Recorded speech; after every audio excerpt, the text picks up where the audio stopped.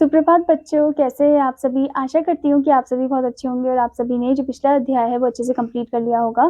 तो चलिए अब हम चलते हैं हमारे चौथे अध्याय पर, जिसका नाम है वायुमंडल, यानी कि हमारा जो एटमॉस्फेयर है। तो यहाँ पर आप देख सकते हो, पृथ्वी का वायुमंडल जीवधारियों की हानिकारक विकिरण से सुरक्षा करता है। पृथ्वी के चारों ओर व्याप्त गैसीय आवरण को ही वायुमंडल कहते हैं। यह पृथ्वी को गर्म रखता है तथा ऋतु परिवर्तन के लिए उत्तरदायी होता है। तो यहाँ पर हमें बताया गया हमारे अर्थ के एटमॉस्फेयर के बारे में कि कैसे वो हमारे अर्थ को अच्छे से प्रोटेक्ट करता है। ठीक है, अब यहाँ पर आपसे कुछ क्वेश्चन पूछे गए हैं। रिक्त स्थानों की पूर्ति कीजिए। पहला आपसे पूछा है, हमारे वायुमंडल का अधिकांश भाग बनाने वाली दो मुख्य गैसें डैश तथा डैश है। तो वो कौन कौन सी है? वो है ऑक्सीजन और नाइट्रोजन। तो आप लिखोगे फर्स्ट नंबर में ऑक्सीजन और नाइट्रोजन। ठीक है, फिर आपसे सेकंड नंबर में पूछा है, वायुमंडल की सबसे नीचे समीप की परत जिसमें सभी ऋतु परिवर्तन होते हैं डैश कहलाती है। तो कौन सी ऐसी वो परत है जिसमें सभी ऋतु परिवर्तन होते हैं? तो वो है क्षोभमंडल। ठीक है, तो आप सेकंड नंबर में लिखोगे क्षोभमंडल। ओके, फिर उसके बाद आपसे तीसरे नंबर में पूछा है, डैश वायुमंडल की वह परत है जिसमें वायुयान उड़ते हैं, जिसमें एरोप्लेन उड़ते हैं। ठीक है, वो आपको बताना है। तो वो है समताप मंडल। ठीक है, तो आप थर्ड में लिखोगे समताप मंडल। ठीक है, फिर उसके बाद आपसे फोर्थ नंबर में पूछा है, समताप मंडल में स्थित डैश परत सूर्य की पारबैंगनी किरणों का अवशोषण करती है। तो कौन सी है वो? That is ozone. ठीक है, तो आप फोर्थ नंबर में लिखोगे ओजोन। ठीक है, जो कि कहाँ पर है? समताप मंडल में है। ओके, फिर उसके बाद फिफ्थ में आपसे पूछा है, डैश परत रेडियो तरंगों को वापस पृथ्वी पर भेजती है जिस कारण रेडियो संचार संभव होता है।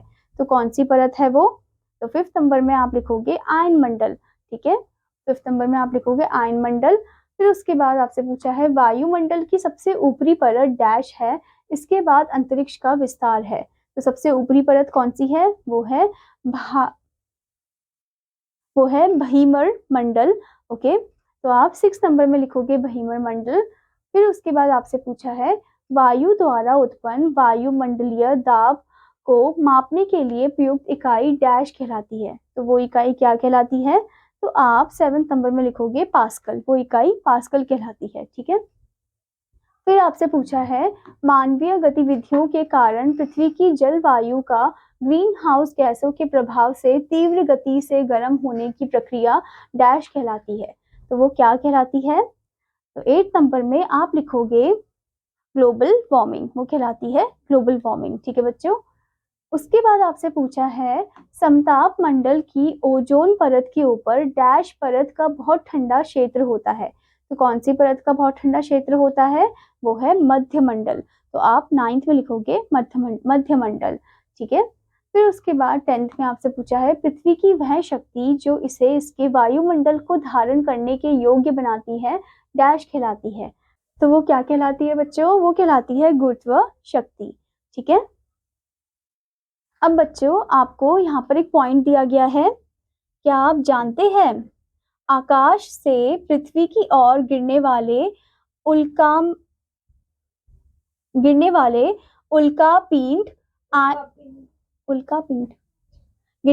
उल्कापिंड आयन मंडल में आकर जल जाते हैं। मतलब कि जो वो मिट्रॉइड्स है वो जब आते हैं तो वो एकदम क्या हो जाते हैं? जल जाते हैं। ठीक है, इस प्रकार यह पृथ्वी की उल्काओं आदि से भी रक्षा करते हैं। ठीक है, तो इससे ये जो पृथ्वी का जो उल्काओं है उससे क्या करते हैं? हमारी प्रोटेक्शन करते हैं। ओके, आशा करती हूँ बच्चों कि आपको ये अध्याय अच्छे समझ में आया होगा और आपका होमवर्क है कि आपको इसे अच्छे से लिखना है और अच्छे से याद करना है। अब मैं आपको मिलूंगी अगले अध्याय में, तब तक के लिए धन्यवाद बच्चों।